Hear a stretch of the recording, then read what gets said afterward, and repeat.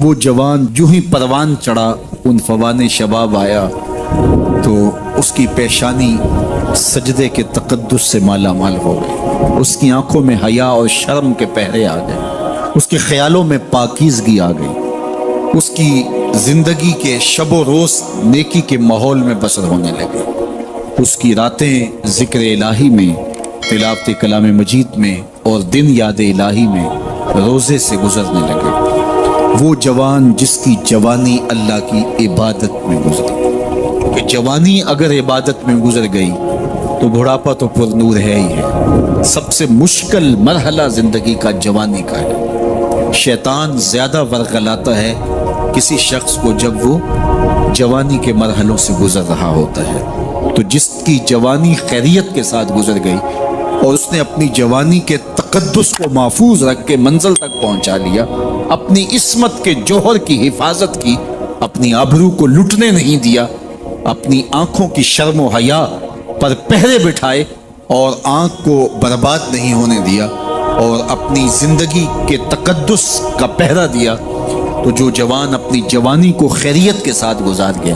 کسی نے کہا تھا نا، کتاب زیست کا ایک اور باب ختم ہوا، شباب ختم ہوا، ایک عذاب ختم ہوا۔ تو جوانی جس کی منزل تک پہنچ گئی خیریت کے ساتھ، عافیت کے سائے میں، مشکل تو بڑا ہے جوانی کو منزل تک لے جانا، خیریت کے ساتھ، داغدار نہ ہونے دینا، جوانی کے تقدس کو رسوا نہ ہونے دینا، عصمت کے جوہر پہ کالک نہ لگنے دینا، خواہشات کو غالب نہ آنے دینا۔ آسان کام تو نہیں ہے، مشکل کام ہے، لیکن اگر کوئی مشکل کاٹ گیا، جوانی کے تھوڑے سے ایام میں گزار گیا، اللہ اکبر۔ حضرت شیخ ختلی کہتے ہیں، داتا گنج بخش علی حجویری علیہ رحمہ کے مرشد ہیں، الدنیا یوم ولنا فیہا صوم۔ وہ کہتے ہیں دنیا ایک دن ہے، ہم روزہ رکھ کے گزار رہے ہیں۔ تو روزہ رکھ کے سارا دن گزر ہی جاتا ہے، دوپہر بھی آتی ہے گزر جاتی ہے، اور عصر کا وقت بھی آتا ہے گزر جاتا ہے، کھانے کا وقت بھی آتا ہے، چائے کا وقت بھی آتا ہے، سب کچھ ہوتا ہے، لیکن گزر جاتا ہے، افطار تک بندہ پہنچ جاتا ہے۔ جس نے زندگی روزے کی طرح گزار دی، جس نے جوانی روزہ رکھ کے گزار دی، خواہشات کو بے قابو نہیں ہونے دیا، مشکل کام تھا لیکن اس نے مشکل کام کر دکھایا۔ اجر کتنا بڑا ہے، سنیے اللہ کے محبوب کی زبان سے سنیے۔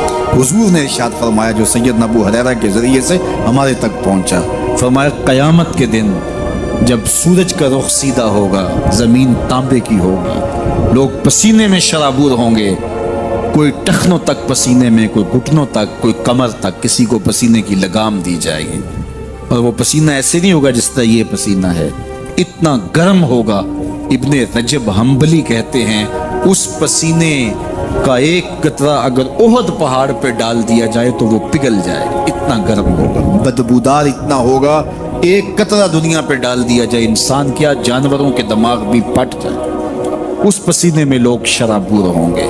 لیکن جس نے اپنی جوانی کو عافیت سے گزارا ہوگا، کل قیامت کے دن جب کوئی سایہ نہیں ہوگا، اللہ اس جوان پر اپنے عرش کا ٹھنڈا سایہ عطا فرمائے۔ وہ شخص جس کو کسی عورت نے دعوت گناہ دی اور وہ صاحب منصب تھی، صاحب جمال تھی، اور اس نے یہ کہہ کے یہ خواہش، یہ آرزو مسترد کر دی، انی خاف اللہ۔ اسی طرح کوئی عورت ہے تو اس نے اپنے تقدس کی حفاظت کی، اپنی آبرو پہ پہرا دیا اور کسی پیشکش کو ٹھکرا دیا، تو فرمایا قیامت کے دن جب کوئی سایہ نہیں ہوگا، اللہ اسے بھی اپنے عرش کا ٹھنڈا سایہ دے گا۔ کیسا سخت دن ہوگا، اور وہ کس اعزاز میں ہوگا، کس تکریم میں ہوگا۔ یہ تو 4 دن 10-20 سال ہیں، اور وہ 50,000 سال کا ایک دن۔ پھر اس کو اللہ کا شکر ادا کرنا ہوگا کہ اللہ تو نے کتنا کرم کیا میرے اوپر کہ میری جوانی خیریت اور عافیت سے گزری، اور آج اس کا تو کتنا بہتر صلہ مجھ کو دے دیا۔ آج اللہ نے مجھے اور آپ کو فرصت دی ہے، یہ اٹھتے ہوئے جنازے، یہ پھیلی ہوئی قبریں، یہ ہم سے بچھڑتے ہوئے لوگ، یہ ہمارے لیے ایک پیغام ہے، ایک میسج ہے ہمارے نام، یہ ہمارے لیے عبرت ہے۔ آج وہ جا رہے ہیں تو ہمیں بتا کے جا رہے ہیں کہ صاحب ہم جا رہے ہیں، ہمارے پیچھے تم بھی آ رہے ہیں۔ اور یہ بات ذہن میں رکھیے، دنیا پر آنے کی ایک ترتیب ہے، دنیا پر جانے کی وہ لازمی ترتیب نہیں ہے۔ پہلے دادا آتا ہے، پھر باپ آتا ہے، پھر بیٹا آتا ہے، پھر اس کے بعد بچے آتے ہیں۔ ایسے کبھی نہیں ہوا کہ باپ سے پہلے اولاد آ گئی ہو۔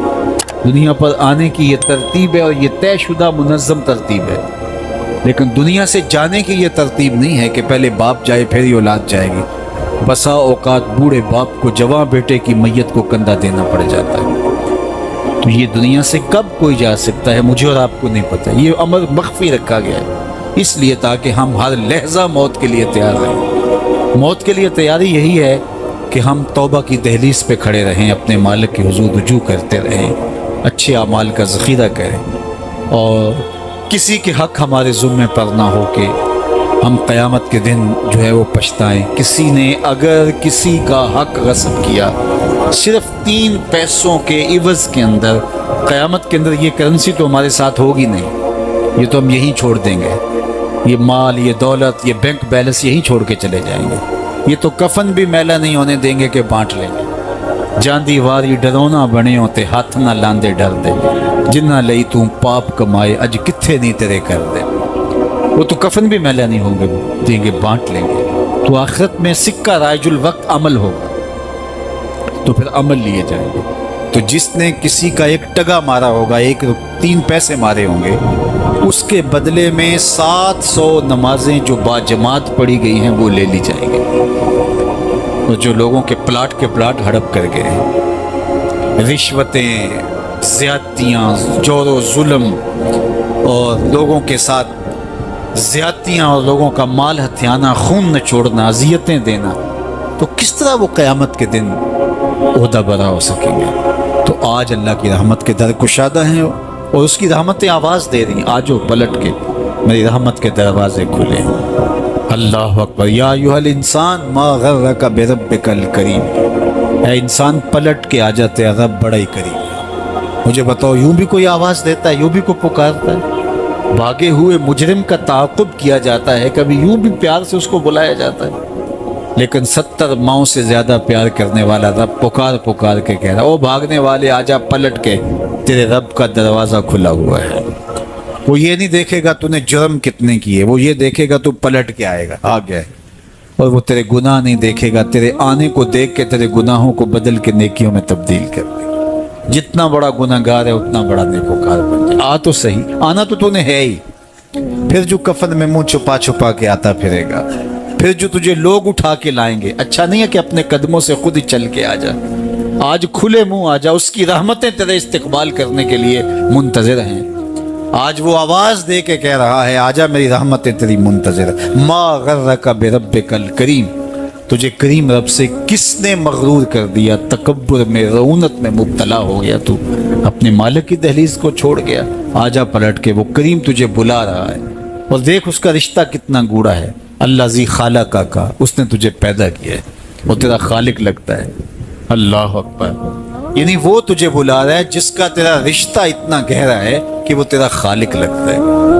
ماں کو جو اولاد سے پیار ہے، دنیا کے کسی ترازو پہ وہ پیار تولا جا سکتا ہے؟ ماں کی محبت کا کہیں وزن ہو سکتا ہے؟ آج کل یہ آپ کے بھی تھوڑا سا آگے گزریں تو اتنے بڑے ترازو گاڑ دیے گئے ہیں جہاں پورا کنٹینر تول لیا جاتا ہے۔ تو میں دوستوں کو کہتا ہوں کہ آج اتنے بڑے بڑے ترازو ایجاد ہو گئے ہیں کہ جہاں کنٹینر توڑ لیے جاتے ہیں، پہاڑ توڑ لیے جاتے ہیں آج جدید دنیا کے اندر، لیکن کوئی ترازو ایسا آج تک ایجاد نہیں ہوا جس پر ماں کے پیار کو بھی تولا جا سکے۔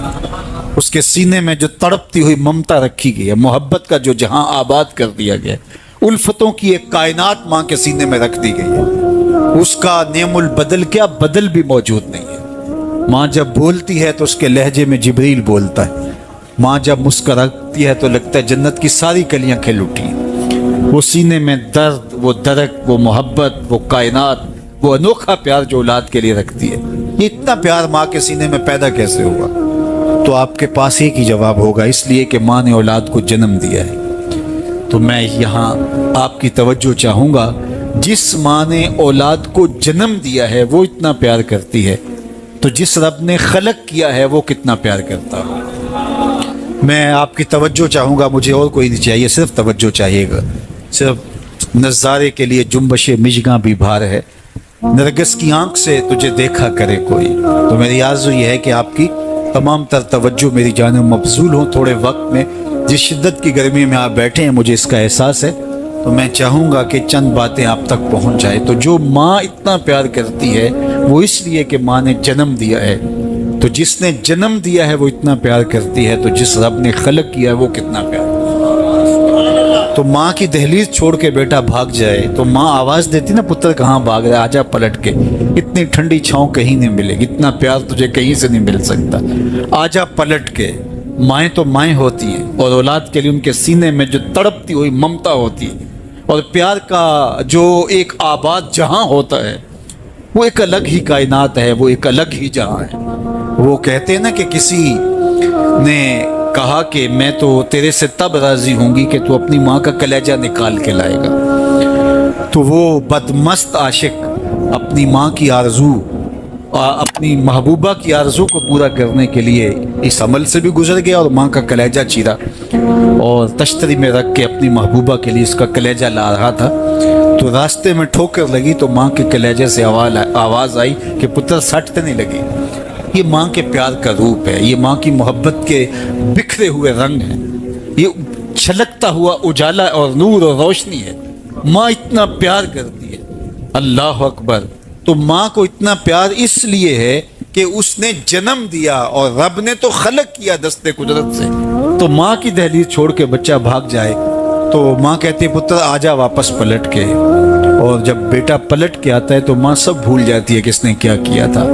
تو جو 70 ماؤں سے زیادہ پیار کرتا ہے اس کی بھی آوازیں آ رہی ہیں، لا تقنطوا من رحمت اللہ، آجا پلٹ کے میری رحمت سے نا امید نہ ہونا۔ میں یہ نہیں دیکھوں گا تو مجرم کتنا بڑا ہے، میں یہ دیکھوں گا تو میری دہلیز سے پلٹ کے آ گیا ہے۔ تو اس کی رحمتیں بندے کو پکار رہی۔ تو یہ اٹھتے ہوئے جنازے، یہ پھیلی ہوئی قبریں، اور یہ ہم سے بچھڑتے ہوئے ہمارے احباب، دوست، بھائی، عزیز، یہ ہمیں بتاتے ہیں کہ میاں اس زندگی سے، زندگی کا متعین سفر کاٹ کر کے تم بالآخر اللہ کے حضور پلٹ کے آنے والے ہو۔ اخروی زندگی کے لیے اچھے اعمال کا ذخیرہ جمع کرو اور اپنی آخرت کی تیاری کرو، چونکہ موت جب آ جاتی ہے تو ایک لمحے کا بھی تقدم و تاخر نہیں ہوتا۔ موت ایک اٹل طے شدہ امر واقعی اور حقیقت واقعہ ہے، بہر صورت اس نے آ کے رہنا ہے، بلکہ اللہ تعالیٰ جل شانہ نے اس کو اچانک رکھ کر کے ہمیں ہر وقت مستعد اور فعال رہنے کی ترغیب دی کہ تاکہ ہم ہر لحظہ، ہر ساتھ اپنے آپ کو آمادہ رکھیں، کسی وقت بھی بلاوا آ سکتا ہے اور ہم موت کی اس گاڑی میں سوار ہو سکتے ہیں۔ اللہ اکبر۔ تو آئیے میں اور آپ اللہ کی بارگاہ میں دعا بھی کرتے ہیں اور اپنی زندگی کو بہتر بنانے کی منصوبہ بندی بھی کرتے ہیں۔ جب لوگ ہم سے جدا ہوتے ہیں تو ہمیں عبرت ہوتی ہے کہ ہم بھی جا رہے ہیں۔ حضرت یعقوب علیہ السلام نے حضرت اسرائیل سے عہد لے رکھا تھا کہ میری روح قبض کرنے کے لیے اچانک نہیں آنا، پہلے کوئی قاصد بھیج دینا تاکہ میں موت کی تیاری کر لوں۔ انبیاء تو تیار ہی ہوتے ہیں، کچھ چیزیں تعلیم امت کے لیے ہوتی۔ تو کہا کہ جی میرا وعدہ رہا۔ تو ایک عرصے کے بعد حضرت اسرائیل حاضر خدمت ہوئے اور کہا کہ حضور میں قبض روح کے لیے آیا ہوں۔ فرمایا تم نے تو وعدہ کیا تھا اچانک نہیں آؤں گا، تم اچانک آ گئے، کوئی قاصد نہیں بھیجا۔ تو کہا حضرت میں نے تو قاصد بھیجے تھے۔ فرمایا میرے پاس تو ایک بھی نہیں آیا۔ عرض کی حضور آپ کے سامنے کتنے لوگوں کی موت واقع ہوئی، یہ میرا قاصد نہیں تھا تو اور کیا تھا۔ آپ کی داڑھی میں سفید بال آ گئے، یہ میرا قاصد نہیں تھا تو اور کیا تھا۔ جب کمر میں خم آنے لگے، جب اعضاء مدمحل ہونے لگے، جب چلتے ہوئے ٹھوکنے لگے، جب زبان میں لکنت آنے لگے، جب یادداشت کھونے لگے، جب بالوں میں چاندی اترنے لگے، جب انسان کے اعضاء جواب دینے لگے تو سمجھو یہ پیغام موت آ گیا ہے۔ اللہ اکبر۔ حضرت عمر رضی اللہ تعالیٰ عنہ دربار میں بیٹھے تھے تو ایک صاحب آیا اور اس نے کہا کہ یا عمر لا تنسا موتک، عمر اپنی موت کو نہیں بھولنا۔ اور یوں کانپنے لگے حضرت عمر جیسے بیت کی شاخ کانپتی ہے۔ اور اسے کہا کہ روز آ کے مجھے تذکیر کر جایا کر۔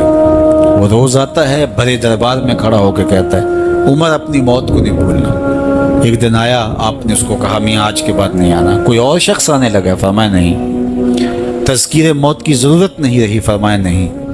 مجھ سے کوئی گستاخی ہوگی، فرمایا نہیں۔ تو پھر مجھے چھٹی کیوں دی جا رہی ہے؟ تو حضرت عمر روئے اور یوں داڑھی پہ ہاتھ رکھا اور ایک بال الگ کر کے کہا یہ دیکھ میری داڑھی میں سفید بال آ گیا، اب یہ مجھے چین سے نہیں بیٹھنے دے گا۔ ہماری تو پوری داڑھی بھی سفید ہو جائے نا. میاں صاحب نے کہا ہڈیاں کھڑکن ہڈیاں کمبن گوڈے کھڑکن تے اڑ گیا لک تیرا. اجے بھی بدیوں باز نہ آئیں جیو مرد دلیرا. فما اصبرہم علی النار. اللہ قرآن میں فرماتا ہے کتنا حوصلہ ہے لوگوں کا آگ پر. کتنی ڈٹائی کے ساتھ کہہ دیتے ہیں یہ جہاں مٹھا گلا کس نے ڈٹھا. قبرستانوں میں جا کے دیکھو کس نے دیکھا ہے آخر والا جہاں. حضرت سیدنا غوث اعظم الشیخ عبد القادر الجیلانی علیہ رحمہ و رضوان فرماتے جاؤ قبرستانوں میں جا کر دیکھو کیسے کیسے حسینوں کی مٹی خراب ہو رہی ہے. جو بدن پہ چٹکی مٹی نہیں پڑنے دیتے تھے آج ان کے کفن بھی تار تار ہو گئے. خیر کن فلاں و غنیمت شمار عمر زاں بیشتر کے بانگ برائت کے فلاں نماز. تو نے بھی چلے جانا ہے یہاں بیٹھ نہیں رہنا. یہ اٹھتے ہوئے جنازے تجھے عبرت دیتے ہیں. یہ پھیلی ہوئی قبریں تمہیں بتاتی ہیں کہ میاں تم بھی اسی مٹی کا رزق بننے والے ہو. تم یہی چادر اوڑھ کے سونے والے ہو.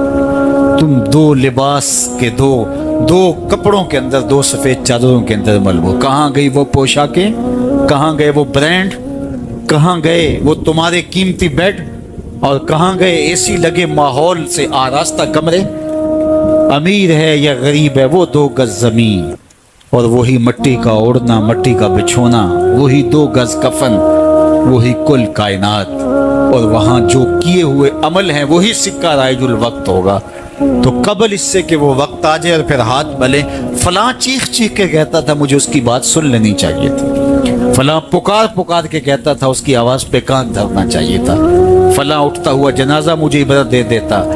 فلاں بندے نے مجھے یہ کہا تھا اس کی بات پہ کاش میں عمل کر لیا ہوتا.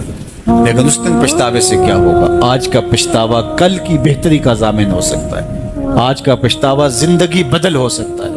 آج کا پچھتاوا توبہ کا سبب و ذریعہ ہو سکتا ہے. آج کا پچھتاوا دل کے میل اتار سکتا ہے. اور کل کا پچھتاوا سوائے حسرت بڑھانے کے, سوائے دکھ بڑھانے کے, سوائے تکلیف میں اضافے کے اور کچھ نہیں ہوگا.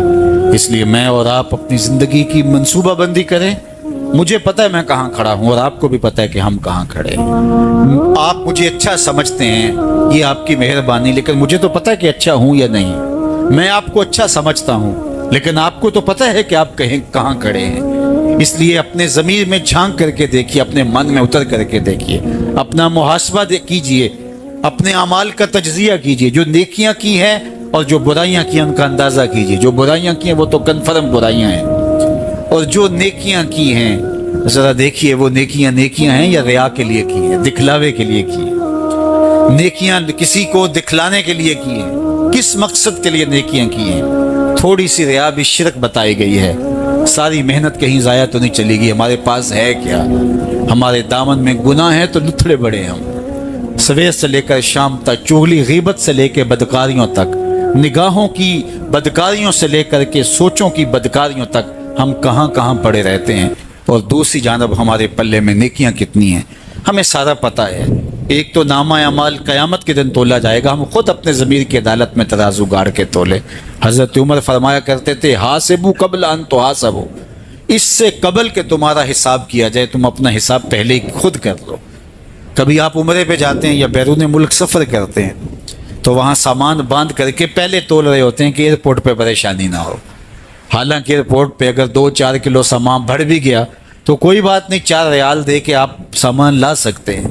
لیکن اس کے باوجود آپ وہاں کسی سے ترازو مانگ کے بار بار اپنے پیس تول رہے ہوتے ہیں کہ جناب ایئرپورٹ پہ جا کے پریشانی نہ ہو. تو اس دنیا پر بھی اعمال تول لو, کہیں نزا کے وقت پریشانی نہ ہو, کہ حشر کے وقت جب اعمال تولنے لگے تو وہاں پریشانی نہ ہو. تو یہ تھوڑا سا وقت ہے, یہ زندگی مختصر ہے اور ہم تیزی کے ساتھ موت کی طرف بڑھ رہے ہیں. حضرت سیدنا علی المرتضیٰ رضی اللہ تعالیٰ عنہ فرماتے ہیں یہ تمہاری سانسیں جو ہیں یہ موت کی طرف اٹھتے ہوئے قدم ہیں.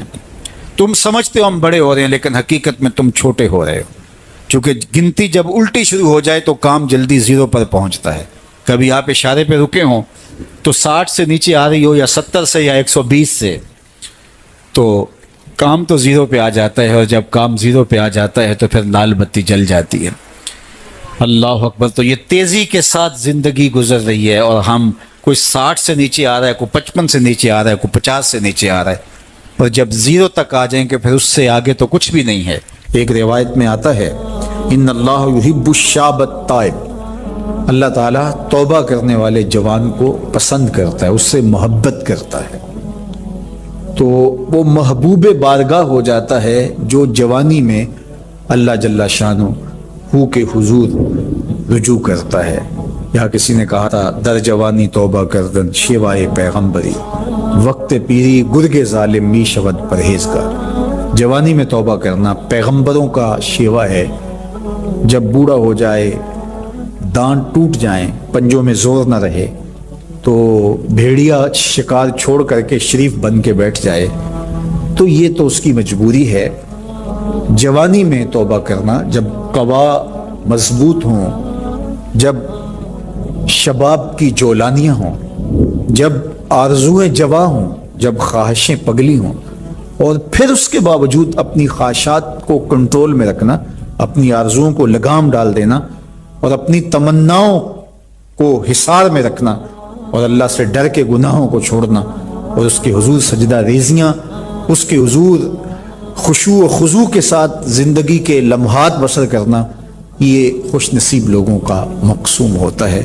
تو وہ جوان جس کی جوانی یاد الہی میں گزری، جس کی جوانی ذکر الہی میں گزری، مصلی پہ گزری، تہجد کے لمحات میں وہ اٹھ کے اللہ کے حضور دعائیں کرتا رہا، التجائیں کرتا رہا، وہ جوان قیامت کے کڑکتے اس ماحول میں اللہ کے عرش کے ٹھنڈے سائے تلے ہوگا۔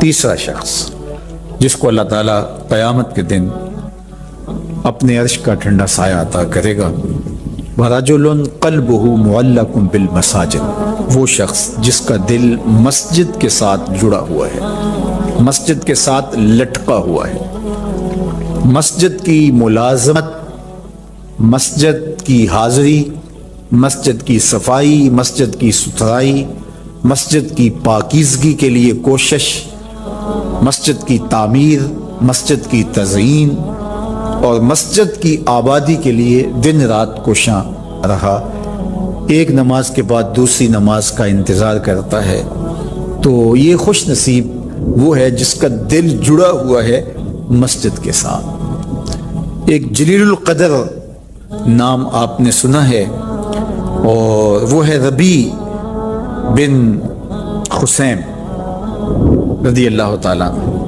انہیں حمامت المسجد کہا جاتا تھا، مسجد کا کبوتر۔ تو یہ کہا کرتے تھے اس قدر مسجد میں رہتے